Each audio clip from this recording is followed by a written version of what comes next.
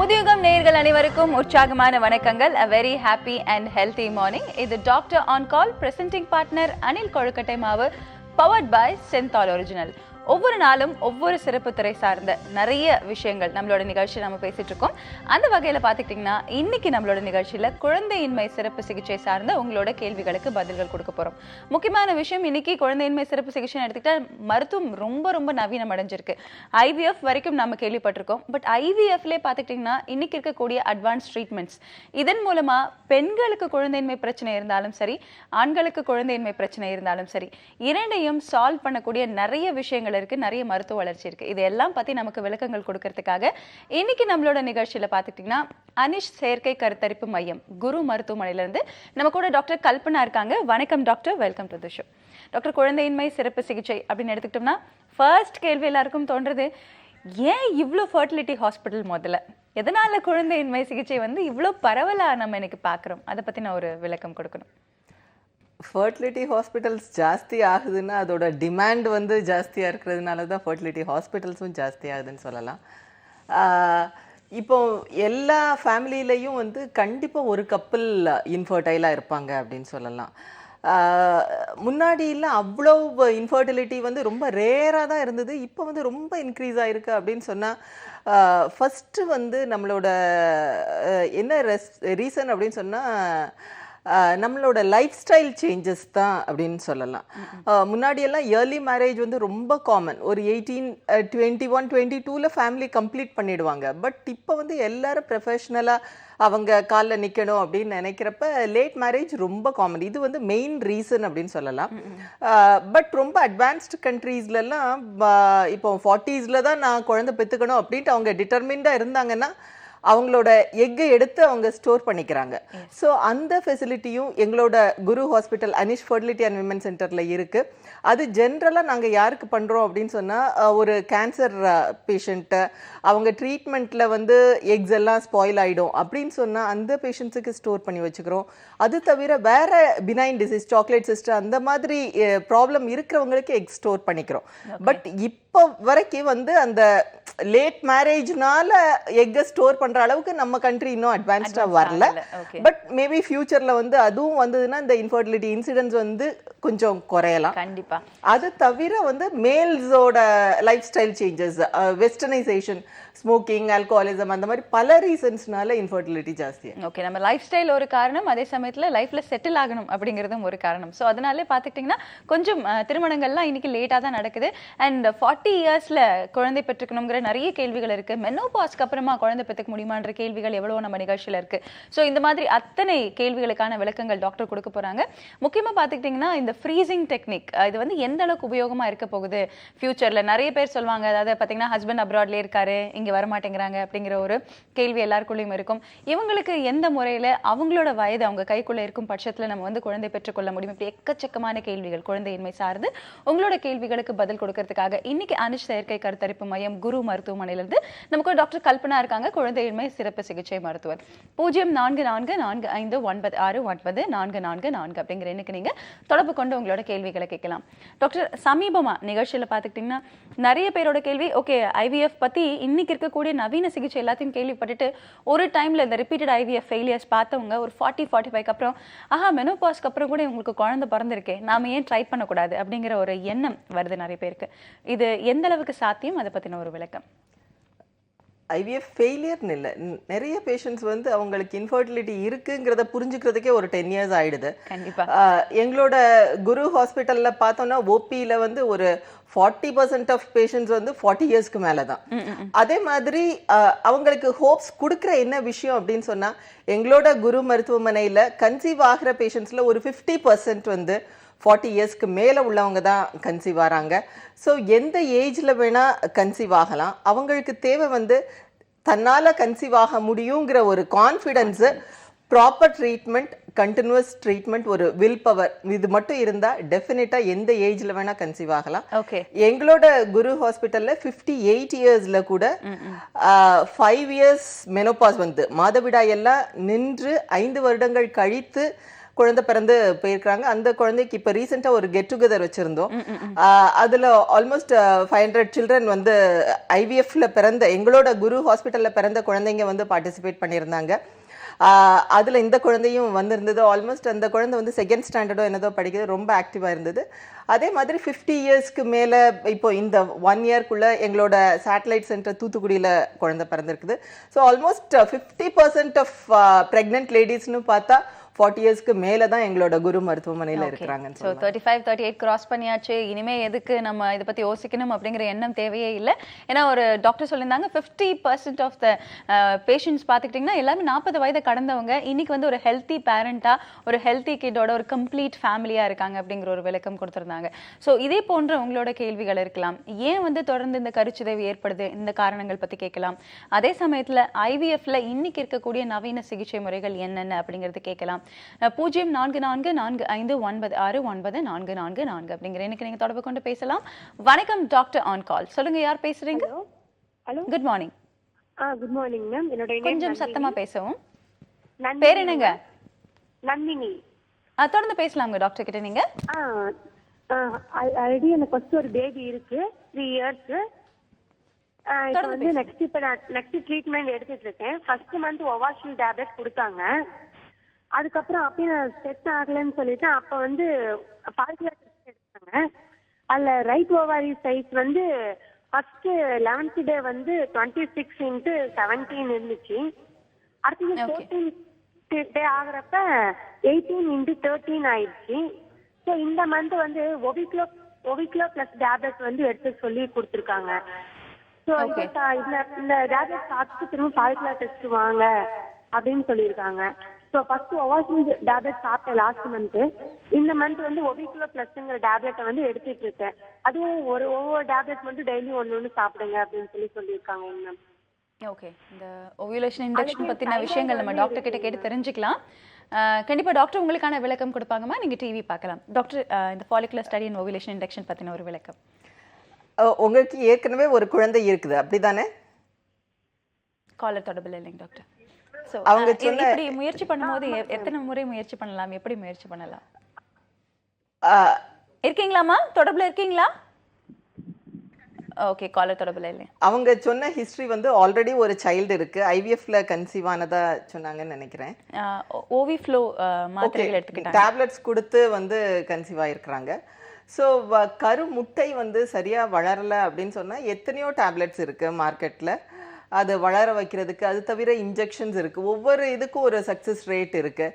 So டேப்லெட்ஸில் conceive ஆகாதவங்க அடுத்தது injections try பண்ணலாம்.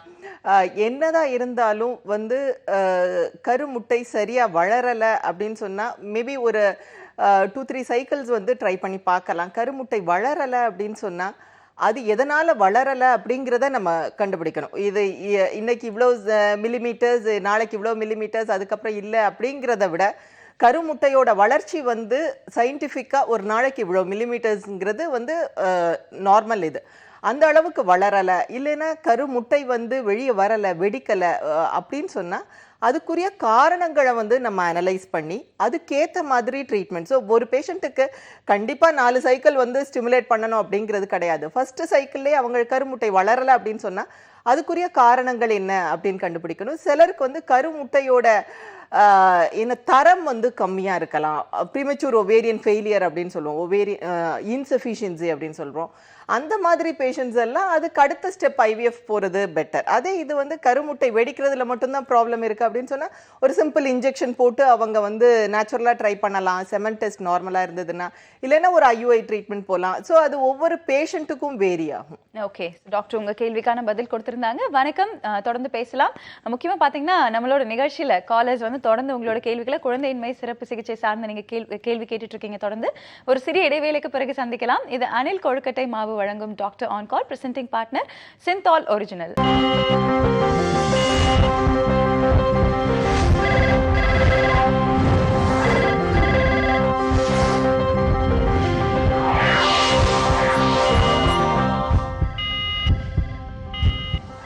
Welcome back. இது இது doctor on call presenting partner Anil கொழுக்கட்டை மாவு பவர்ட் பை சிந்தால் ஒரிஜினல். உங்களோட ஆரோக்கியம் பற்றி பேசிட்டு இருக்கும் போது இன்னைக்கு குழந்தையின்மை சிறப்பு சிகிச்சை சார்ந்த உங்களோட கேள்விகளுக்கு டாக்டர் பதில் கொடுத்துட்டு இருக்காங்க.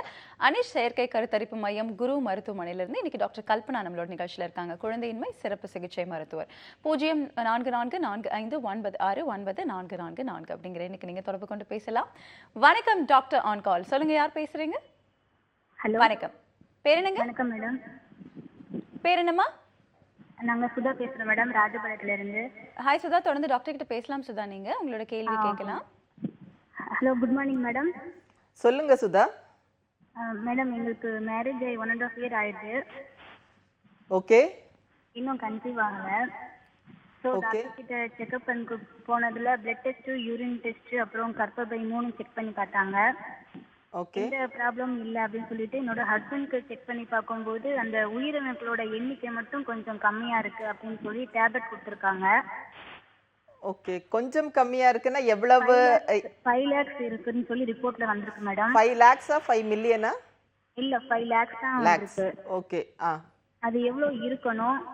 இத நம்ம டேப்லெட்ல சரி பண்ண முடியுமா மேடம்? ஒரு நல்ல क्वेश्चन கேட்டிருக்காங்க ராஜபாளையத்துல இருந்து சுதா. நார்மலாக WHO ஸ்டாண்டர்ட்னு ஒன்று இருக்குது. விந்தணுக்கள் இவ்வளவு அளவு, இவ்வளவு மொட்டிலிட்டி, அது ஃபாஸ்ட்டாக மூவ் ஆகிற விந்தணுக்கள் இவ்வளோ இருக்கிறப்ப தான் இயற்கையில் கருத்தரிக்கிறதுக்குள்ள வாய்ப்புகள் உண்டு அப்படிங்கிறது ஒரு ஸ்டாண்டர்ட் கட் ஆஃப் லெவல் இருக்குது. ஸோ அது 15 மில்லியனாவது இருக்கிற பட்சத்தில் தான் நீங்கள் இயற்கையில் கருத்தரிக்கிறதுக்குள்ள வாய்ப்புகள் இருக்குது. 5 லட்சம்ங்கிறது ரொம்ப கம்மியானது. ஒரு உண்மையை நம்ம சில சமயங்களில் கஷ்டமாக இருந்தாலும் அதை அக்செப்ட் பண்ணிக்க வேண்டியது என்னன்னா, விந்தணுக்கள் ரொம்ப கம்மியாக இருக்கிறப்ப அதை மருந்து மாத்திரைகள்னால பெரிய அளவில் நார்மல் லெவலுக்கு கொண்டு அதை நேச்சுரலாக கன்சீவ் ஆகிறது நடக்கிற காரியம் கிடையாது. எத்தனையோ பேஷண்ட்ஸுக்கு ஆல்மோஸ்ட் ஒரு எங்களோட குரு ஹாஸ்பிட்டலில் ஒரு 100 பேஷண்ட் பார்க்குறோம் அப்படின்னு சொன்னால் அதில் ஒரு 50%, 30% 60% வரைக்கும் இந்த ஆண்களுக்குள்ள பிரச்சனைகள்னால வர்றாங்க. அவங்களுக்கு ரிப்பீட்டடாக எத்தனை தடவை சொன்னாலும் ஃபஸ்ட்டு அவங்க செமன் அனாலிசிஸ் ரிப்போர்ட் இது வரைக்கும் பார்த்து சொல்கிறப்ப அவங்களுக்கு அது ஒரு ஷாக்கிங் நியூஸாக இருக்கிறப்ப அவங்க அடுத்தது இம்மீடியட்டாக என்ன நினைக்கிறாங்க, அதை எப்படியாவது நார்மலாக ஆக்கி அதுக்கப்புறம் இயற்கையில் கருத்தரிச்சிடலாம். அந்த மாதிரி ஒரு எண்ணத்தோட நிறைய பேர் போயிட்டு ஒரு 2-3 இயர்ஸ் திருப்பி எங்கிட்டே வராங்க. டாக்டர் நீங்கள் சொன்னீங்க, நாங்கள் அப்போ கேட்கல, திருப்பி நீங்கள் என்ன ப்ராப்பர் ட்ரீட்மெண்ட்டோ அது கொடுங்க அப்படின்னு சொல்லி கேட்குறாங்க. ஸோ மருந்து மாத்திரைகள்னால 5 lakhs இருக்கிற விந்தணுக்களை டெஃபினட்டாக 15 மில்லியன்களாக கொண்டு வர முடியாது. ஸோ உங்களுக்கு தேவை அப்படின்னு சொன்னால் IVF இல்லைன்னா இக்ஸிங்கிற செயற்கை கருத்தரிப்பு முறையில் மட்டும்தான் நீங்கள் கருத்தரிக்க முடியும். ஓகே, ஸோ நீங்கள் IVF சூஸ் பண்ணுறது நல்லது அப்படிங்கிற ஒரு விளக்கம் டாக்டர் உங்களுக்காக கொடுத்துருந்தாங்க. ஸோ நிறைய பேர் பார்த்துட்டிங்கன்னா கண்டிப்பாக உடனடியாக டாக்டர் மாற்றுவோம், நிறைய ஹாஸ்பிட்டல் போய் பார்ப்போம். டாக்டர் சொன்ன மாதிரி கொஞ்சம் வயதெல்லாம் கடந்ததுக்கு அப்புறம் திரும்பவும் வருவோம். ஸோ அந்த டென்ஷன் இல்லாமல் நீங்கள் IVF பற்றி யோசிச்சு பாருங்க. வணக்கம், சொல்லுங்க, யார் பேசுறீங்க? வணக்கம், லைன்ல இருக்கீங்க, பேசலாம். குட் மார்னிங், தொடர்ந்து டாக்டர் கிட்ட பேசலாம். டாக்டர் கல்பனா விஜயலட்சுமி பேசுறேன் மேடம். சொல்லுங்க விஜயலட்சுமி. சொல்லுங்க விஜயலட்சுமி. எனக்கு ஃபர்ஸ்ட் சைல்டு இருக்காங்க மேடம், 7 years ஆகுது. சிசேரியன் பண்ணி தான் பாப்பாவை எடுத்தாங்க. ஓகே. இப்போ செகண்ட் சைல்டுக்காக நாங்க ட்ரை பண்ணிட்டு இருக்கோம். ஆனா குழந்தையே நிக்கவே மாட்டேங்குது மேடம். அது எதனால? காப்பர்ட்டி போட்டேன் அதனாலயா இல்ல இப்போ ட்ரீட்மெண்ட் பண்ணிட்டு இருக்கேன் மேடம் 3 months. அப்பவும் ஒரு ரிசல்ட் கூட பாசிட்டிவ்னு வரவே மாட்டேங்குது. எல்லா டெஸ்ட்டுமே எடுத்துட்டோம், எல்லாமே நார்மலா இருக்கு. ஹஸ்பண்டுக்கும் டெஸ்ட் எடுத்தாச்சு, அதுவும் நார்மலை விட அதிகமாவே இருக்கு, எந்த பிரச்சனையும் இல்லை அப்படின்னு சொல்றாங்க மேடம். எதனால? காப்பர்ட்டி போட்டதுனாலயா இல்லாட்டி இல்ல வேற ஏதாவது நான் செயற்கை முறையில ட்ரீட்மெண்ட் எடுக்கலாமா மேடம்? உங்களோட வயது என்ன விஜயலட்சுமி? 27 மேடம். 27. இப்போ எத்தனை வருடங்களா நீங்க 2வது குழந்தைக்கு ட்ரை பண்றீங்க? இப்போ ஒரு 3 years ட்ரை பண்ணிட்டு இருக்கேன் மேடம். காப்பர்ட்டி 3 years தான் மேடம் போட்டேன். ஆனா அதுக்கு முன்னாடியே எனக்கு கொஞ்சம் ஃபீவர் வந்துச்சு, இன்ஃபெக்ஷன் ஆகிட்டு இருக்கும்னு சொல்லிட்டு அந்த காப்பர்ட்டி அப்பவே ரிமூவ் பண்ணிட்டாங்க மேடம். ஒரு 2 yearsல ரிமூவ் பண்ணிட்டாங்க மேடம். அதுல இருந்து நாங்க ட்ரை பண்ணிட்டு தான் செகண்ட் சைல்டுக்காக, எதுவுமே நிக்கவே மாட்டேங்குது மேடம். ஸோ 2வது சைல்டுங்கிறதுனால சிலர் ரொம்ப ரிலக்டண்ட்டாக இருக்கிறாங்க. பட் இவங்களுக்கு ஆப்வியஸாக ஒரு ரீசன் சொல்கிறாங்க. காப்பர்ட்டி போட்டு அதுக்கப்புறம் அதை ரிமூவ் பண்ணி 3 yearsஆ கன்சீவ் ஆக முடியல அப்படின்னு சொன்னால், காப்பர்ட்டினால் வர்ற இன்ஃபெக்ஷன் கர்ப்பப்பையை பாதிக்கலாம், கர்ப்பப்பை குழாயை பாதிக்கிறதுக்கு வாய்ப்புகள் இருக்குது. ஸோ உங்களோட கர்ப்பப்பை குழாய் பாதிப்பு எதுவும் இல்லாமல், பிளாக் எதுவும் இல்லாமல் இருக்கா அப்படின்னு பார்த்துட்டு, கர்ப்பப்பையிலையும் இன்ஃபெக்ஷன் எதுவும் இல்லாமல் இருக்கா, அது நார்மல் கெப்பாசிட்டியில் இருக்கா அப்படின்னு பார்த்துட்டு நீங்கள் அதுக்கு மேலனா ஒரு சிம்பிள் ஐயுஐ மாதிரி போகலாம். ஒரு லேப்ரோஸ்கோபி பண்ணி உங்க டியூப் ஸ்டேட்டஸ் வந்து லேப்ரோஸ்கோபி இல்லைன்னா ஒரு எக்ஸ்ரேல கூட பார்த்துக்கலாம். ஹெச்எஸ்ஜிங்கிற ஒரு எக்ஸ்ரே முறையிலையும் பார்த்துக்கலாம். பார்த்துட்டு நீங்க அது நல்லா இருந்தது அப்படின்னு சொன்னா ஒரு சிம்பிள் ட்ரீட்மெண்ட்டோ கணவரோட விந்தணுக்களை எடுத்து ஐயுஐ மெத்தட்ல நீங்க கன்சீவ் ஆகலாம். ஓகே டாக்டர், உங்க கேள்விக்கான பதில் கொடுத்திருந்தாங்க. வணக்கம் டாக்டர் ஆன் கால். சொல்லுங்க, யார் பேசுறீங்க? தேனியில இருந்து மீனா பேசுறேங்கம்மா. தொடர்ந்து பேசலாம் மீனா. நமக்கு டாக்டர் கல்பனா இருக்காங்க. டாக்டர் சொல்லுங்க மீனா. கல்யாணம் 4 வருஷம் ஆச்சு, இன்னும் குழந்தை இல்ல. டாக்டர் செக்அப் பண்ணி பார்த்தப்போ எனக்கு வந்து பிசிஓடி இருக்கு அப்படின்னு சொல்லியிருந்தாங்க. பீரியட்ஸ் வந்து டேப்லெட் போட்டா மட்டும்தான் பீரியட் ஆகுது, இல்லாட்டி பீரியடே சுத்தமாவே ஆக மாட்டேங்குது. ஓகே. நீர் கட்டி குறையறதுக்கு டேப்லெட் கொடுத்தாங்க, ஆனா செக்அப் பண்ணி பாக்குறப்ப குறைய மாட்டேங்குது, ஒரே லெவல்ல தான் இருக்குன்னு சொல்றாங்க. இது ஒரு தடவை கூட கன்சீவ் ஆகல. ஹஸ்பண்ட் கவுண்ட் வந்து 17 மில்லியன்ஸ் இருக்கு. ஓகே. என்ன பண்றது, இல்ல இயற்கையா கன்சீவ் ஆக முடியுமா, இல்ல என்ன வழின்னு எனக்கு தெரியல. கிளியர் பண்ணிக்கலாம். இப்போ காமனா வந்து பாலிசிஸ்டிக் ஒவேரியன் டிசீஸ் ரொம்ப காமனா ஆயிட்டு வருது. இது மெயின் ரீசன் என்ன அப்படின்னு சொன்னா, யங் ஏஜ்லேயே வந்து ஒபிசிட்டி ரொம்ப ஜாஸ்தி ஆகுறது. அடலசன்ட் ஒபிசிட்டியில் இப்போ ஜாஸ்தி ஆகிட்டே வருது. பிசிஓடி வந்து எல்லா பேஷண்ட்ஸும் ஒரி பண்ணுற அளவுக்கு பெரிய ப்ராப்ளம் கிடையாது. இப்போ நிறைய அடலசன்ட் கேர்ள்ஸோட பேரண்ட்ஸே வந்து இர்ரெகுலர் பீரியட்ஸ் அப்படின்னு ரொம்ப ஆன்ஷியஸாக 10th ஸ்டாண்டர்ட் படிக்கிற பொண்ணை கூப்பிட்டுட்டு ரொம்ப ஆன்ஷியஸாக வராங்க. ஸோ அந்த அளவுக்கு ஒரி பண்ணுற ப்ராப்ளம் கிடையாது.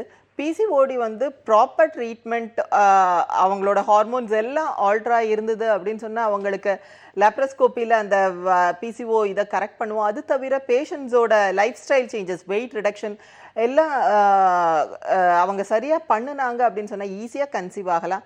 எங்களோட Guru hospital Anish fertility and women சென்டரில் லாஸ்ட் இயர் வந்து ஒரு அங்கே ஒரு லைன்ஸ் கிளப்பில் உள்ள ஒரு ஹையர் அஃபீஷியலோட டாட்டர் கூப்பிட்டு வந்திருந்தாங்க. ஹாங்காங்லேருந்து அவங்க டாட்டரை கூப்பிட்டு வந்திருந்தாங்க. ரொம்ப ஆன்ஜியஸாக அவங்களுக்கு சிம்பிளாக அனலைஸ் பண்ணி பார்க்குறப்போ ஒரு பாலிசிஸ்டிக் ஒவேரியன் டிசீஸ் மட்டும்தான் இருந்தது. அவங்களுக்கு லேப்ரோஸ்கோப்பியில் ட்ரில்லிங் பண்ணி அவங்கள அதுக்கப்புறம் நேச்சுரலாக கன்சீவாக அட்வைஸ் பண்ணி அவங்க திருப்பி ஹாங்காங் போயிட்டு இப்போ ரீசெண்டாக ஒரு 3 months முன்னாடி அவங்க ஹாங்காங்லேருந்து டெலிவரி ஆன பிறகு அவங்க அம்மா அங்கேருந்து அழுதுகிட்டே ஃபோன் பண்ணி, டாக்டர் உங்களால் தான் கன்சீவ் ஆனாங்க அப்படின்னு சொல்லிட்டு இது பண்ணாங்க. ஸோ பிசிஓடி நினைக்கிற அளவுக்கு பெரிய பிரச்சனைகள் கிடையாது. அது ஒரு ப்ராப்பரான ட்ரீட்மெண்ட், பேஷண்ட்டோட கோஆப்ரேஷன் இருந்தால் டெஃபினட்டாக கன்சீவ் ஆகலாம். நிறைய பேர் வந்து 2வது குழந்தை பிறந்துருச்சு அப்படின்னு கூட ஃபோன் பண்ணி எங்களோட ஹாஸ்பிட்டலுக்கு சொல்கிறாங்க. கண்டிப்பாக பிசிஓடிங்கிறது அவ்வளோ பெரிய டென்ஷன் இல்லைங்க. ஸோ கண்டிப்பாக பயப்பட வேண்டாம். அண்ட் லைஃப் ஸ்டைல் மாற்றம் பற்றின விளக்கங்கள் டாக்டர்ஸ் கொடுத்துட்ருக்காங்க நம்மளோட நிகழ்ச்சியில். ஸோ அழகாக லைஃப் ஸ்டைல் மாற்றிட்டு கரெக்டான மெடிசன் சாப்பிடும் பட்சத்தில் இதெல்லாம் பிரச்சனையே இல்லை. அந்த ஓவேரியன் ட்ரில்லிங் பற்றின விளக்கங்கள் டாக்டர் உங்களுக்காக கொடுத்துருந்தாங்க. ஸோ பிசிஓடி டென்ஷன் வேண்டாம். வணக்கம் டாக்டர் ஆன் கால். சொல்லுங்கள், யார் பேசுகிறீங்க? ஹலோ வணக்கம், பேர் என்னங்க? வெண்ணிலா, நாகர்கோவில். தொடர்ந்து பேசலாமா டாக்டர் கிட்ட நீங்க? ஹலோ சொல்லுங்க ஷர்மிளா. எனக்கு நாகர்கோவில். சொல்லுங்க. 32 வயசு ஆயிடுச்சு. ஓகே. மேரேஜ் தான். கல்யாணம் ஆகி 1 வருஷம் ஆயிடுச்சு. ஓகே. பேபி இல்லை இன்னும். ஓகே. இப்போ வந்து இந்த மாசம் வந்து 7ஆம் தேதி குளிச்சிருந்தேன். ஓகே. போன மாசம். ஓகே. ஐயும் பண்ணிட்டு வந்திருக்கேன். ஓகே. அது வந்து எனக்கு லைட்டா ஒயிட் பட்ட மாதிரி இருக்கு, பயமா இருக்கு. என்ன? ஒயிட் வெள்ளை பட்டுட்டு இருக்கு. வெள்ளப்படுது. ஓகே. ஓகே. அது வந்து எனக்கு இப்போ கொஞ்சம் பயமா இருக்கு. ஐயும் பண்ணிட்டு வந்து இன்னைக்கு 10 நாள் ஆச்சு. ஓகே. அதான் இது வெயிட் படுறதுனால சரி தந்தாம அப்படி வேற ப்ராப்ளம் இருக்குமா? இப்போ யூரின் டெஸ்ட் எதுவும் பண்ணி பார்த்தீங்களா? இல்ல யூரின் டெஸ்ட் எல்லாம் ஒன்றும் பண்ணி பார்க்கல. டேப்லெட்ஸ் எதுவும் எடுத்துட்டு இருக்கீங்களா? டேப்லெட் எடுத்துட்டு இருக்கோம். போலிமஸ்ட் டேப்லெட் கொடுத்துருக்காங்க. எம்டோன்னு ஒரு மருந்து கொடுத்துருக்காங்க. அப்போ கரு பிடிக்கிறதுக்கு ஒரு ஒயிட் கலர் டேப்லெட் இந்த ஷேப்ல இருக்கும், அதுவும் கொடுத்துருக்காங்க. ஓகே. பேசிக்கலா வந்து உங்களுக்கு மேரேஜ் ஆகி 2 இயர்ஸ் ஆச்சு. ஒரு ஐயுஐ ட்ரீட்மெண்ட் பண்ணிட்டு இருக்கிறீங்க. ஒயிட் டிஸ்சார்ஜ் இருக்கு. ஸோ ஒயிட் டிஸ்சார்ஜ் வந்து உங்களுக்கு ஓவுலேஷன் டைம்ல இல்லைன்னா ஹார்மோன்ஸ் ஜாஸ்தியாகிறப்ப அது நார்மல் அப்படின்னு சொல்லியிருக்கலாம். பட் அது வந்து ஒரு இன்ஃபெக்டடா இருக்கிற மாதிரி உங்களுக்கு ஒரு ஃபீலிங் இருந்தது, ஃபவுல் ஸ்மெல்லிங்கோட இருந்தது அப்படின்னு சொன்னால் தான் அதுக்கு டேப்லெட்ஸ் தேவைப்படும். பட் அதுக்கும் வந்து உங்களோட ஃபெயிலியர்ஸுக்கும் பெரிய கனெக்ஷன் எதுவும் கிடையாது. அதுக்காக டென்ஷன் ஆகணும்னு அவசியம் இல்லை. உங்களோட ஹார்மோன்ஸ் ஜாஸ்தி ஆகிறப்ப சம்டைம்ஸ் அந்த ஒயிட் டிஸ்சார்ஜ் இருக்கிறது அது ஃபிசியலாஜிக்கல், நேச்சுரல் தான் அது. அதை பற்றி கவலைப்பட வேண்டாம். ஆசச் வந்து உங்களுக்கு எத்தனாவது சைக்கிள் ஐயுஐங்கிறது எனக்கு தெரியல. பட் உங்களோட ஏஜ் வந்து 32 இயர்ஸ்ங்கிறப்ப ஒரு பார்டர் லைனில் தான் நீங்கள் இருக்கிறீங்க. ஏன்னா உங்களுக்கு லேட் மேரேஜ், 30 இயர்ஸில் தான் மேரேஜ் ஆயிருக்கு. ஸோ உங்களோட கரு முட்டையோட குவாலிட்டி எல்லாமே கொஞ்சம் செக் பண்ணிக்கோங்க. ஐயுஐ அப்படின்னு சொன்னால் ஒரு 4 சைக்கிள்ஸ் வரைக்கும் நீங்கள் ட்ரை பண்ணலாம். ஏன்னா உங்களோட செமன் அனாலிசிஸ் நார்மலாக இருக்குன்னு நினைக்கிறேன். ஸோ அப்படி இருக்கிற பட்சத்தில் நீங்கள் 4 ஐயுஐ வரைக்கும் ட்ரை பண்ணலாம். அதில் வந்து உங்களுக்கு சக்ஸஸ்ஃபுல்லாக ஆகலை அப்படின்னு சொன்னால் நீங்கள் அதுக்கு அடுத்தது ஐவிஎஃப் போகிறது பெட்டர். ஓகே டாக்டர், உங்கள் கேள்விக்கு விளக்கமான பதில் கொடுத்துருந்தாங்க. வணக்கம் டாக்டர் ஆன் கால். சொல்லுங்கள், யார் பேசுகிறீங்க? வணக்கம். நாகர்கோவிலிருந்து சலீனா பேசுறேன். தொடர்ந்து பேசலாம்மா. டாக்டர் இருக்காங்க நம்ம கூட. இன்னைக்கு குழந்தையின்மை சிறப்பு சிகிச்சை சார்ந்த விளக்கங்கள் கொடுத்துட்டு இருக்காங்க டாக்டர் கல்பனா. பேசலாம் நீங்க. Hello doctor. சொல்லுங்கம்மா. Good morning. நல்லா இருக்கீங்களா? சொல்லுங்க. எனக்கு 32 இயர்ஸ் ஆகுது. ஓகே. எனக்கு 10 இயர்ஸா ஒரு பேபி இருக்கான். ஓகே. ஆனா 2வது இப்பதான் ட்ரை பண்றோம். இவ்வளவு நாளும் கட்டுப்பாடோடு தான் இருந்தோம். ஓகே. இப்பதான் ஜஸ்ட் ட்ரை பண்ணலாம் அப்படின்னு சொல்லிட்டு இருக்கோம். ஆனா 2-3 வாட்டி ஆல் சைடு மாத்திரை கொடுத்துருந்தாங்க. கரு ரிச்சர்ட் ஆகுன்னு சொன்னாங்க. ஆனா வந்து ஒரு கிடைக்க மாட்டேங்குது. அது எதுனால இந்த ப்ரொடக்டிவ் ஹார்மோன் ஒன்று இருந்தது, அது டேப்லெட் கொடுத்தாங்க, சரி ஆயிடுச்சு. ஹலோ சொல்லுங்க. ப்ரொலாக்டின் ஹார்மோன் எனக்கு இருந்தது. ஓகே. அது எனக்கு சரியாயிடுச்சு, டேப்லெட் கொடுத்தது சரியாயிடுச்சு. ஓகே. ஆனா இப்போ பீரியட்ஸ் எல்லாம் கரெக்டா தான் வருது, ஆனா பிரெக்னென்ட் ஆக மாட்டேங்குது. அது ப்ரொலாக்டின் ஹார்மோன் திருப்பி வருமா, அது என்ன கேட்கணும் அதான். ஓகே. இப்போ பேசிக்கலாக உங்களோட ஏஜ் வந்து 33 இயர்ஸ். செகண்ட் சைல்டு அப்படின்னு சொன்னாலும் உங்களுக்கு என்னென்ன ப்ராப்ளம்ஸ் இருக்குங்கிறத நான் சொல்கிறேன். ஏன்னா டீடைல்டு ட்ரீட்மெண்ட் ஹிஸ்ட்ரி நீங்கள் சொல்லலை. 33 இயர்ஸ்ங்கிறப்ப உங்களோட கருமுட்டையோட குவாலிட்டி கொஞ்சம் கம்மியாக இருக்கலாம். பட் செகண்ட் சைல்டுங்கிறது வந்து ஒரு ப்ளஸ் பாயிண்ட்டாக எடுத்துக்கலாம். ஏற்கனவே உங்கள் யூட்ரஸ் வந்து ஒரு குழந்தைய ரிசீவ் பண்ணியிருக்கு, தாங்கி இருக்குதுங்கிறப்ப அதோட தாங்குகிற சக்தி வந்து நல்லா இருக்குது அப்படிங்கிறத நம்ம எடுத்துக்கலாம். இன்னொரு நெகட்டிவ் பாயிண்ட் வந்து ஏஜ் ஜாஸ்தியாகி தான் நீங்கள் வந்து செகண்ட் சைல்டு வேணுங்கிறதையே டிசைட் பண்ணியிருக்கிறீங்க. அதுக்கு அடுத்த விஷயம் வந்து ப்ரொலாக்டின் வந்து ஜாஸ்தியாக இருக்குது அப்படின்னு சொல்லியிருக்கிறீங்க. ப்ரொலாக்டினை பொறுத்த வரைக்கும் நீங்கள் கரெக்டாக பீரியட்ஸ் ஆகி 2வது நாள் 3வது நாளில் அதை செக் பண்ணீங்களாங்கிறது பார்த்துக்கோங்க. ஸோ ஒரு மென்ஸ்ட்ரல் செக் பண்ண சொல்லவே இல்லை. என்ன சொல்றீங்கம்மா? இல்ல டாக்டர் வந்து செக் பண்ண சொல்லவே இல்லை. செக் பண்ண சொல்லல. ஓகே. டேப்லெட் தந்தாங்க, சரி ஆயிடுச்சு சொன்னாங்க. எல்லாமே பிளட் டெஸ்ட்ல. ஓகே. இல்லை, ஃபர்ஸ்ட் தடவை ப்ரொலாக்டின் ஜாஸ்தியாக இருக்குன்னு சொன்னீங்க இல்லையா, அது அப்போ எப்போ செக் பண்ணாங்க? 2-3 மாசத்துக்கு முன்னாடி செக் பண்ணி டேப்லெட் கொடுத்தாங்க. 2வது செக் பண்ணும்போது சரி ஆயிடுச்சு அப்படின்னு சொன்னாங்க. ஓகே. இப்போ வந்து ப்ரொலாக்டின் ஜாஸ்தியாக இருக்குது அப்படின்னு சொன்னால் சம்டைம்ஸ் ஒரு 15th டே ஆஃப் சைக்கிளில் நீங்கள் பண்ணீங்கன்னா அது கண்டிப்பாக ஜாஸ்தியாக தான் இருக்கும். ஏன்னா அது நேச்சுரலாகவே அது ஃப்ளக்சுவேட் ஆகிட்டே இருக்கும். ஸோ ஒரு பீரியட்ஸ் ஆகி 2nd டே 3rd டேல பண்ணுறது, எம்டி ஸ்டமக்கில் பண்ணுறது, ஸோ அந்த மாதிரி சில க்ரைட்டீரியாஸ் எல்லாமே இருக்குது. அது தவிர உங்களோட தைராய்டு ஹார்மோன்ஸ் எல்லாம் நார்மலாக இருக்குதா? ஆமா, எல்லாம் நார்மல். ஏன்னா ப்ரொலாக்டின் ஜாஸ்தி ஆகிறப்ப சம்டைம்ஸ் தைராய்டுனால ஜாஸ்தி ஆகலாம். அதை கரெக்ட் பண்ணாலே சரியாயிடும்.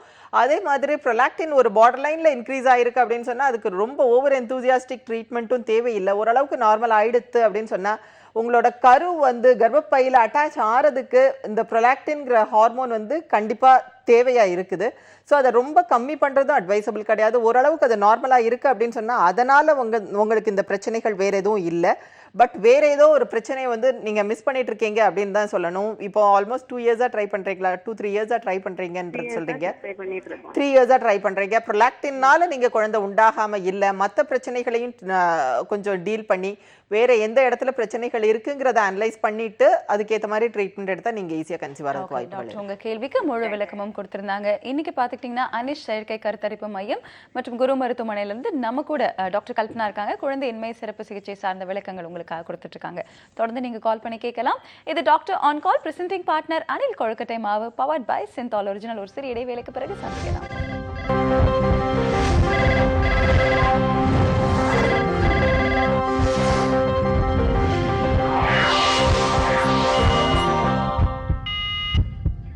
Welcome back. இது doctor on call presenting partner Anil கொழுக்கட்டை மாவு பவர்ட் பை சென்தால் ஒரிஜினல். குழந்தையின்மை சிறப்பு சிகிச்சை சார்ந்த இன்னைக்கு நவீனம் அடைஞ்சிருக்கக்கூடிய அத்தனை விஷயங்களையும் பத்தின விளக்கங்கள் இன்னைக்கு மருத்துவர் நம்மளோட நிகழ்ச்சியில கொடுத்துட்டு இருக்காங்க. இன்னைக்கு பாத்துக்கிட்டீங்கன்னா அனிஷ் ஃபர்டிலிட்டி ஹாஸ்பிட்டல், அதாவது Anish fertility and woman care மற்றும் குரு ஹாஸ்பிட்டல்ல இருந்து நம்ம கூட டாக்டர் கல்பனா இருக்காங்க, IVF ஸ்பெஷலிஸ்ட். தொடர்ந்து நீங்க கால் பண்ணி கேட்கலாம். 0444459444 அப்படிங்கிற எனக்கு நீங்க தொடர்பு கொண்டு பேசலாம். வணக்கம், சொல்லுங்க, யார் பேசுறீங்க? வணக்கம். வணக்கம் டாக்டர், நான் ஹரிஷ் தாம்பரத்துல இருந்து பேசுறேன். வணக்கம் சார், சொல்லுங்க. டாக்டர், எங்களுக்கு மேரேஜ் ஆகி 1.5 years ஆச்சு. ஓகே. செமன் அனாலிசிஸ் பண்ணி பார்த்தோம். ஓகே. அப்போ வந்து ஸ்பெர்ம் கான்சென்ட்ரேஷன் பாத்தீங்கன்னா 21 மில்லியன் இருந்தது. ஓகே. டோட்டல் ஸ்பெர்ம் கவுண்ட் வந்து 42 மில்லியன் இருந்தது. ஓகே. மோட்டிலிட்டி பாத்தீங்கன்னா கிரேட் A வந்து 0%, கிரேட் B வந்து 22% தான் இருக்கு.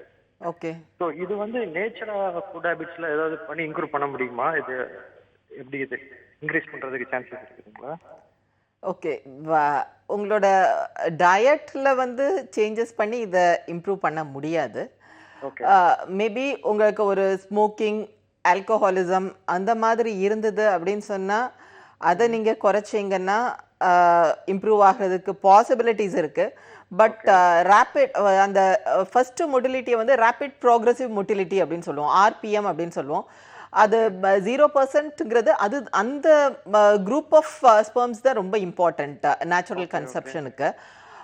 மேபி உங்களோட ஆக்குபேஷன் என்ன சார்? IT professional. ரொம்ப ப்ரொலாங்டா நீங்க ஒர்க் பண்ற மாதிரி, லேப்டாப்ல ஒர்க் பண்ற மாதிரி எதுவும் இருக்குதா? ஆமா, ஃபுல்லா லேப்டாப்ல தான் ஒர்க் பண்றேன். ஸோ ரீசெண்ட் ட்ரையல்ஸ் எல்லாமே என்ன ப்ரூவ் பண்ணியிருக்குதுன்னா, லேப்டாப்ல ஒர்க் பண்றப்ப டெஸ்க்டாப் ஓகே, லேப்டாப்ல ஒர்க் பண்றப்ப அந்த ஹீட்னால கூட ஸ்பெர்ம் ஆல்ட்ரேஷன்ஸ் எல்லாமே வரும் அப்படின்னு சொல்லியிருக்குது. அது தவிர உங்களோட டயட் இது லைஃப் ஸ்டைல் சேஞ்சஸையும் கொஞ்சம் இது பண்ணிக்கோங்க. எக்ஸசைஸ் அந்த மாதிரி ஒபிசிட்டினாலையும் வந்து இதாகலாம். ஸோ இது எல்லாத்தையும் சேஞ்ச் பண்ணிட்டு உங்களோட ரிப்பீட் செமன் அனாலிசிஸ் ஒன்று ப்ராப்பராக பண்ணி பாருங்க.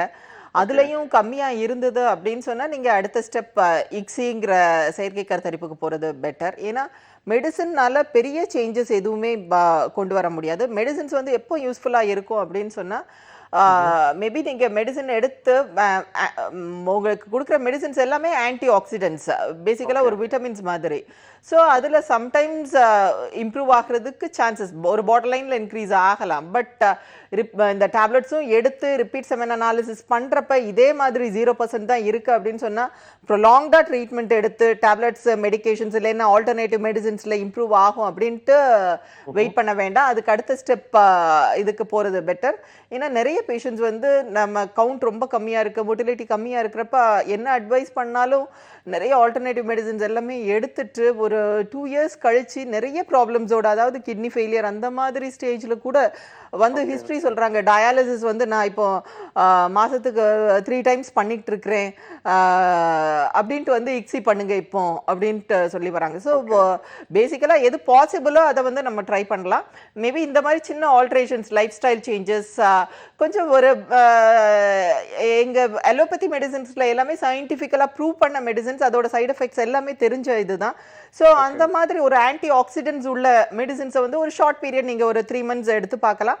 ரிப்பீட் செமன் அனாலிசிஸ் 3 months கழிச்சு பண்ணி பாருங்க. உங்களோட பேராமீட்டர்ஸ் இதே மாதிரி தான் இருந்தது அப்படின்னு சொன்னா ப்ரொலாங்டா இதே மாதிரி எடுத்து நீங்க இம்ப்ரூவ் ஆகணும்னு வெயிட் பண்ணாம அடுத்த ஸ்டெப் ICSIக்கு போறது பெட்டர். ஓகே. ஸோ நீங்க வந்து IVF ICSI டாக்டர் உங்களுக்காக சொல்லியிருந்தாங்க. முக்கியமான விஷயம், அதற்கு முன்னாடி நீங்க கண்டிப்பா முயற்சி பண்ணி பார்க்கலாம்.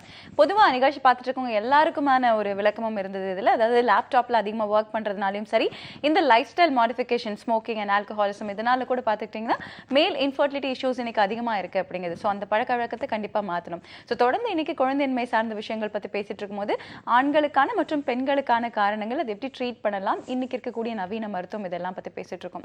ஸோ டாக்டர் கிட்ட ஒரு கேள்வி. டாக்டர், இப்போ IVF அப்படின்னு எடுத்துக்கிட்டா ஃபர்ஸ்ட் திங் எல்லாரும் சொல்லுவாங்க, கண்டிப்பாக இரட்டை குழந்தை, ட்வின் பிரெக்னன்சி அப்படின்னு சொல்லிடுவாங்க. ஸோ இந்த ட்வின் பிரெக்னன்சிக்கான ரீசன்ஸ் அண்ட் அதை பற்றின ஒரு விளக்கம் நீங்கள் கொடுக்கணும்.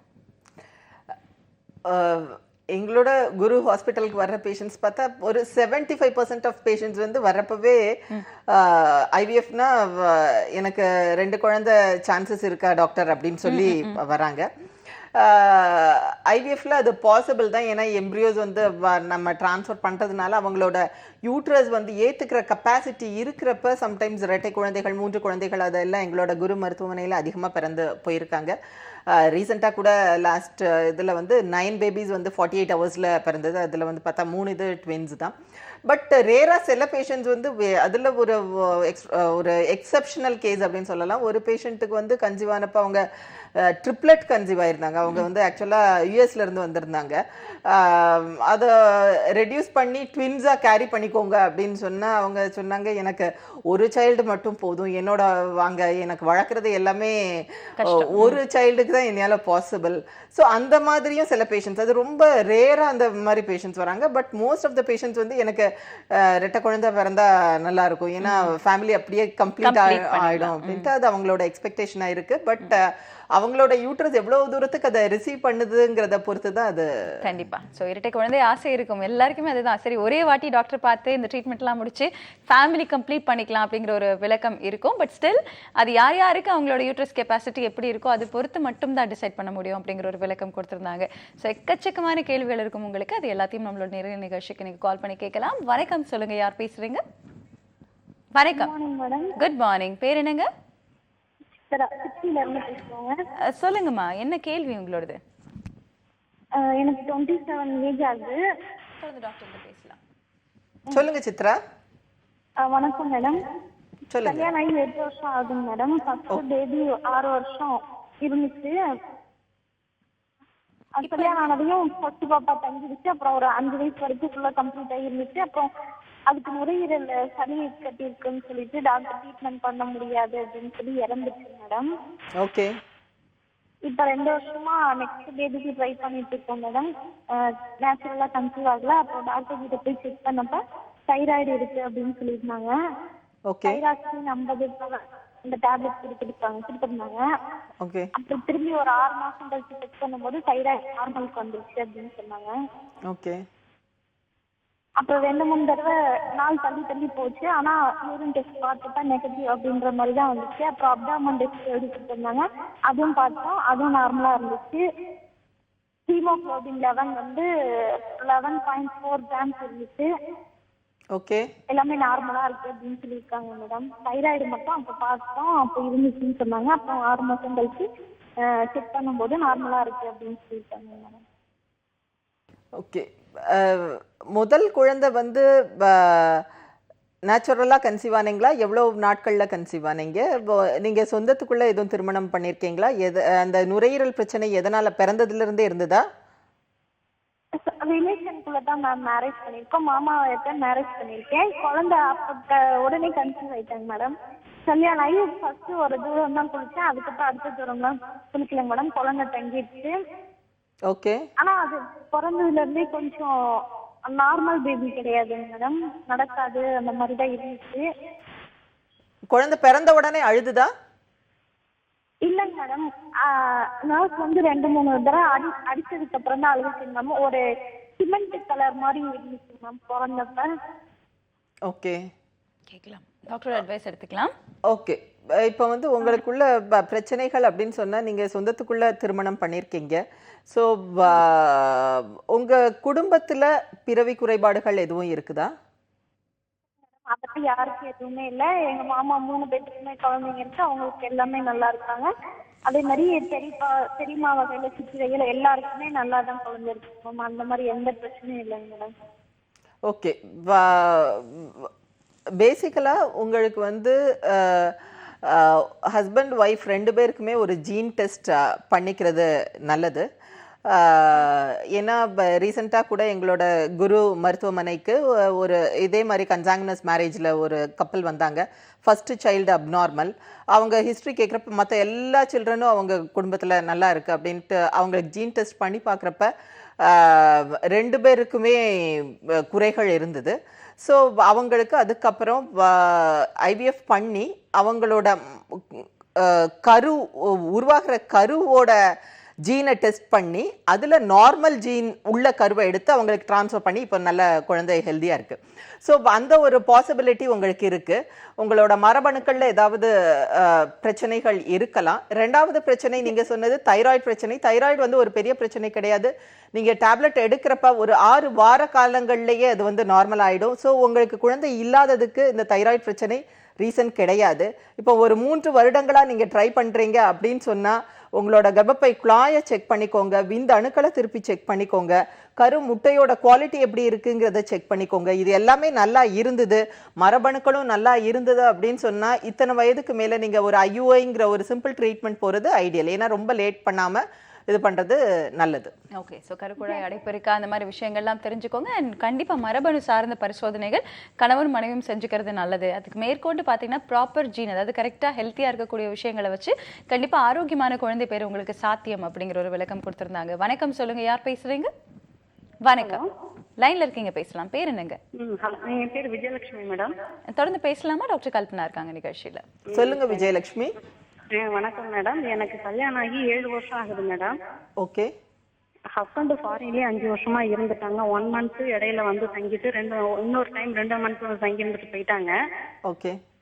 இப்ப வந்து 2 வருஷமா இங்கேயே இருக்காங்க. எனக்கு ஹாஸ்பிட்டல் ட்ரீட்மெண்ட்டுக்கு போனப்ப நீர் கட்டி இருக்கு, லேப்ரோஸ்கோபி பண்ணணும் அப்படின்னாங்க மேடம். ஓகே. 1 இயர் ட்ரீட்மெண்ட் முடிச்சதுக்கு அப்புறம் லேப்ரோஸ்கோபி பண்ணணும். பண்ணி 3 மாசம் கழிச்சு திரும்பி தங்குனது டியூப்லே ஃபார்ம் ஆயிடுச்சு மேடம். ஓகே. டியூப்லே ஃபார்ம் ஆனதும் ஒரு டியூபை எடுத்துட்டாங்க அதோட.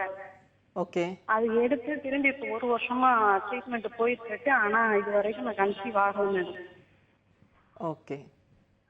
எனக்கு இப்போ என்ன ப்ராப்ளம் பண்ணுதுன்னா, இப்போ வந்து பயங்கரமா ஜஸ்ட் ரொம்ப பயங்கரமா வலிக்குது மேடம். 2 சிஸ்டம் அதுவும் இருக்கு இப்ப. ஓகே. இந்த மாசம் நான் ட்ரீட்மெண்ட் போனப்போ எடுத்த சைடு தான் நல்லா வளருது, அதனால அடுத்த மாசம் வாங்க அப்படின்னு. அந்த கருமுட்டை வளர்ச்சி எல்லாம் நல்லா இருக்கு ஸ்கேனிங் பார்க்கும்போதெல்லாம். ஓகே. அதுக்கு மேடம் நான் கேட்டேன். சொல்லுங்க. இப்போ ஜென்ரலாக இப்போ உள்ள ட்ரெண்ட் என்னன்னா, எங்களோட குரு ஹாஸ்பிட்டலில் கூட பார்த்தா ஒரு ஆல்மோஸ்ட் 20% ஆஃப் பேஷண்ட்ஸ் வரப்போ நான் ஆகஸ்ட் 31 நான் வந்து அப்ராட் போகணும், அதுக்குள்ளே எனக்கு ஏதாவது ட்ரீட்மெண்ட் பண்ணுங்கள். செப்டம்பர் 5 வரைக்கும் நான் இருப்பேன், அதுக்குள்ளே எனக்கு ஏதாவது ஒரு ட்ரீட்மெண்ட் பண்ணுங்கள். ஒரு ஷார்ட் பீரியட் தான் வராங்க.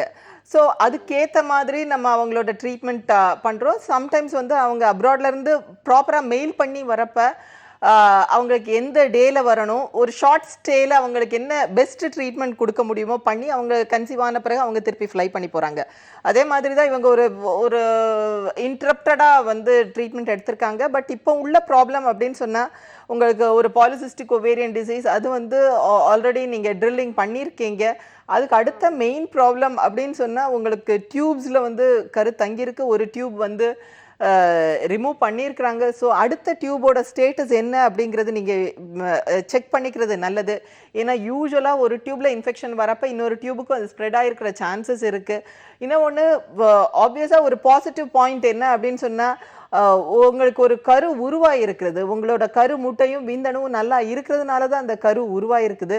ஸோ அடுத்த டியூப் நல்லா இருக்கா, உங்களோட கர்ப்பப்பை நல்லா இருக்குதா, உங்களோட கருமுட்டை இப்போ நல்லா இருக்குதா அப்படின்னு செக் பண்ணிவிட்டு ஒரு சிம்பிள் ட்ரீட்மெண்ட் ஒரு 2-3 IUI சைக்கிள்ஸ் வந்து நீங்கள் ட்ரை பண்ணலாம். பட் சாதாரணமாக ஒரு ஃபாலிகுலர் ஸ்டடி மட்டும் பண்ணிவிட்டு டிலே பண்ணிகிட்டே போகிறதுல வந்து அர்த்தம் இல்லை. ஏன்னா ஏஜும் ஜாஸ்தி ஆகிட்டே போகுது. ஸோ ஒரு IUI ப்ரொசீட் பண்ணுறது பெட்டர். ஓகே டாக்டர், உங்க கேள்விக்கான பதில் கொடுத்திருந்தாங்க. வணக்கம் டாக்டர் ஆன் கால், சொல்லுங்க, யார் பேசுறீங்க? தொடர்ந்து உங்களோட கேள்விகளை நம்மளோட நேர்லை நிகழ்ச்சிக்கு நீங்க கால் பண்ணி கேட்கலாம். இன்னைக்கு பாத்துட்டீங்கன்னா அனிஷ் ஃபர்டிலிட்டி அண்ட் உமன் கேர்ல இருந்து நம்ம கூட டாக்டர் கல்பனா இருக்காங்க, IVF ஸ்பெஷலிஸ்ட். ஒரு சிறிய இடைவேளைக்கு பிறகு சந்திக்கலாம்.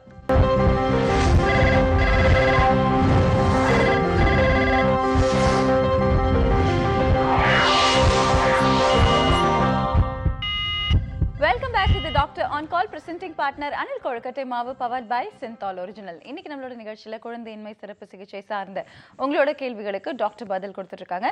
அனிஷ் கருத்தரிப்பு மையம் மற்றும் குரு மருத்துவமனையில இருந்து நம்ம கூட பாத்துக்கிட்டீங்கன்னா டாக்டர் கல்பனா இருக்காங்க, குழந்தையின்மைக்கான சிறப்பு சிகிச்சை மருத்துவர். வணக்கம் டாக்டர் ஆன் கால், சொல்லுங்க, யார் பேசுறீங்க? வணக்கம். சொல்லுங்கம்மா, உங்களோட கேள்வி என்ன? என்னோட கேள்வி வந்து எனக்கு 3 வருஷமா குழந்தை இல்லை மேம். கல்யாணம் 3 வருஷம் ஆகுது. தொடர்ந்து டாக்டர் கிட்ட பேசலாம். நீங்க 6 மாசத்துல இருந்து ட்ரீட்மெண்ட் எடுக்கிறோம் மேம். ஆனா வந்து அவங்க வந்து ஐவிஎம் எல்லாம் பண்ணிட்டாங்க, 2 தடவை பண்ணிட்டாங்க. ஓகே. இப்போ வந்து பிசிஓடி ப்ராப்ளம் இருக்குன்னு மேம், அதுக்கு டேப்லெட் சாப்பிட்டுட்டு இருக்கேன். ஓகே. ஒரு 10 days தள்ளி போயிருக்கு மேம். அது வந்து கருத்தரிக்க வாய்ப்பு இருக்கா, இல்லை டாக்டர் போய் பார்க்கணுமா மேம்?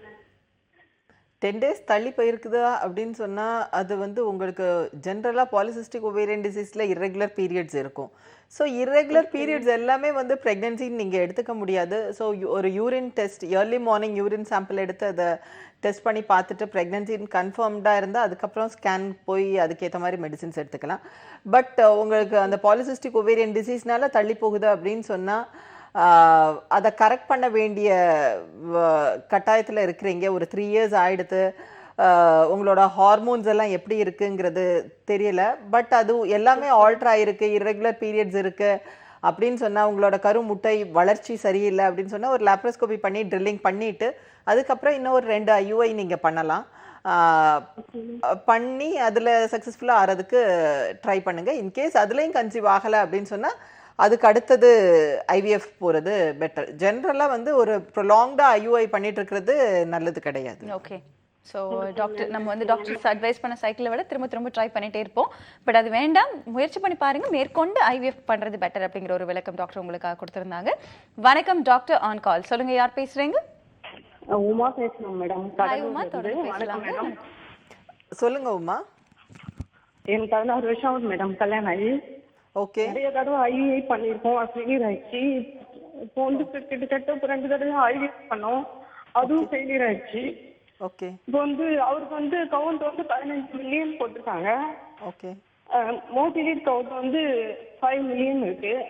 பை செல் வந்து 1+ போட்டிருக்காங்க. எனக்கு வந்து 41 வயசு ஆகுது மேடம், அவருக்கு வந்து 49 ஆயிடுச்சு. ஓகே. திருப்பி ட்ரை பண்ணோம்னா நிற்குமா? திருப்பி வந்து வேற முட்டையில தான் அவரோட சேர்த்து பண்ணணும்னு சொல்லியிருக்காங்க. என்னோட முட்டை சரியில்லைன்னு வேற சொல்லியிருக்காங்க. ஓகே. நிற்குமா இல்லை திருப்பி ட்ரை பண்ணலான்னு சொல்லிட்டு தான் மேடம் எனக்கு டவுட்டாக இருக்கு. எனக்கு இன்னொரு ப்ராப்ளம் வந்து அடி இறங்கிருக்குன்னு சொல்லியிருக்காங்க. பட் அது ஒன்றும் பிரச்சனை இல்லை, அது மாதிரி இருக்கிறவங்களால குழந்தை பெற்க முடியும்னு சொல்லிட்டு சொல்றாங்க.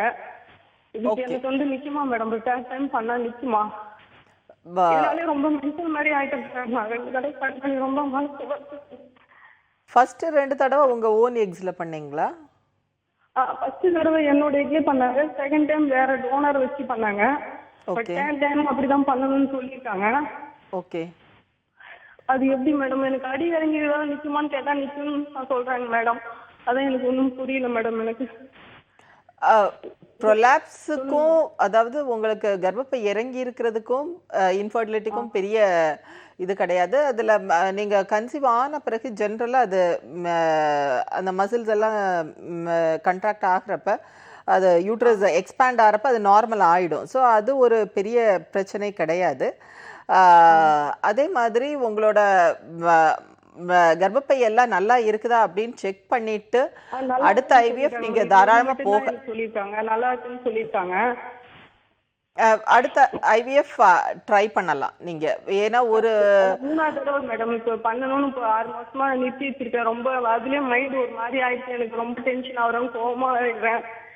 என்ன பண்றதுன்னு ஒன்றும் புரியல மேடம். தேர்ட் டைம் பண்ணா நிற்குமான்னு சொல்லிட்டு தான் மேடம் உங்ககிட்ட கேட்குறேன். அதாவது 2வது தடவை பண்ணுற ஃபர்ஸ்ட் தடவை உங்களோட ஓன் எக்ஸ் அப்படின்னு சொன்னீங்க. ஆப்வியஸாக 40 இயர்ஸில் உங்களோட கருமுட்டையோட தரம் வந்து கம்மியாக தான் இருக்கும். 2வது தடவை பண்ணப்போ எதனால் ஃபெயிலியர் ஆச்சு அப்படின்னு கொஞ்சம் அதை அனலைஸ் பண்ணிவிட்டு அந்த ப்ராப்ளமை கொஞ்சம் கரெக்ட் பண்ணிவிட்டு பண்ணுறது வந்து பெட்டராக இருக்கும். பட் 3rd IVFங்கிறதுனால உங்களோட சான்சஸ் எதுவுமே குறையிறது கிடையாது. தாராளமாக நீங்கள் IVF பண்ணலாம். ஓகே. இந்த டென்ஷன் ஆங்ஸைட்டிலாம் குறைச்சிக்கோங்கம்மா. டாக்டர் ஆரம்பத்துலேருந்து சொன்னாங்க, ஸ்ட்ரெஸ் இல்லாமல் பாசிட்டிவாக கான்ஃபிடென்ட்டாக நீங்கள் இதை அப்ரோச் பண்ணணும் அப்படிங்கிற ஒரு விளக்கம் கொடுத்துருந்தாங்க. வணக்கம், சொல்லுங்கள், யார் பேசுகிறீங்க? வணக்கம். Hello madam. Hello, good morning. Doctor கிட்ட பேசலாம். Good morning madam. நான் திண்டுக்கல்லேருந்து பேசுகிறேன். என் பேர் ஈஸ்வரி. ஓகே. இப்போ ஜான்வரியில் வந்து எனக்கு அபார்ட் ஆயிடுச்சு, செகண்ட் பேபி. ஓகே. அது வந்துட்டு எதனால ஆச்சு அப்படின்னு தெரியல. முதல் குழந்தைக்கு வந்து 3 வயசு ஆச்சு. ஓகே. 3 மாசம் இருக்கிறப்பே வந்து அபார்ட் ஆயிடுச்சு. அப்போ மறுபடியும் கன்சீவ் ஆவேன்னு பார்த்தோம், ஆனால் கன்சீவே ஆகலை.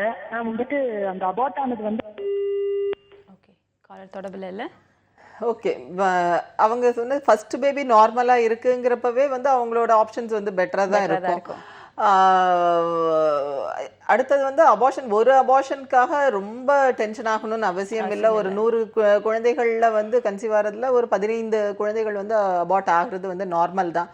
ஒரு 3 தடவைக்கு மேலே அபார்ஷன் ஆகுது, ஒரு லிவிங் சைல்டு இல்லை அப்படின்னு சொன்னால் ரொம்ப ஆன்ஷியஸாக எல்லா டெஸ்ட்டுமே பண்ணி ஈவன் குழந்தையோட ஜீன் டெஸ்ட் கூட பண்ணி பார்த்து இது பண்ணுறது ஓகே. மற்றபடி வந்து ஒரு அபார்ஷனுக்கு பேசிக்கலாக ஒரு ஹார்மோன் டெஸ்ட்டு, வேறு எந்த பிரச்சனைகள் இருக்குது அப்படிங்கிறது ஒரு மைல்டு அனாலிசிஸ் மட்டும் பண்ணினாலே போதும். கர்ப்பப்பையெல்லாம் நல்லா இருக்கிறதுனால தான் அவங்களுக்கு ஃபர்ஸ்ட் சைல்டு வந்து 9 months வரைக்கும் கேரி பண்ணியிருக்காங்க. ஸோ இது ரொம்ப டென்ஷன் ஆகணும்னு அவசியம் இல்லை. பட் அதே நேரத்தில் ஒரு அபார்ஷனுக்கு அப்புறம் அவங்க ஒரு 3 months கழிச்சு கன்சீவ் ஆகிறதுக்கு ட்ரை பண்ணலாம். பட் 1 year கன்சீவ் ஆகலை அப்படின்னு சொன்னால் வேறு ஏதாவது கர்ப்பப்பை குழாயில் அடைப்புகள் இருக்கா அப்படிங்கிறதுல செக் பண்ணிக்க வேண்டியது அவசியம். ஓகே டாக்டர், உங்கள் கேள்விக்கான பதில் கொடுத்துருந்தாங்க. இன்னைக்கு பார்த்துக்கிட்டிங்கன்னா இந்த 1 மணி நேரம் குழந்தையின்மை சார்ந்த உங்களோட சந்தேகங்களுக்கும் சரி, பொதுவான கேள்விகளுக்கும் சரி டாக்டர் கல்பனா பதில் கொடுத்துருந்தாங்க. Thank you so much doctor. So இதே மாதிரி ஒரு வண்டர்ஃபுல் எபிசோடில் நாங்கள் உங்களை சந்திக்கிறோம். Doctor on call, presenting partner Anil கொழுக்கட்டை மாவு, பவர்ட் பை சென்டாலஜி.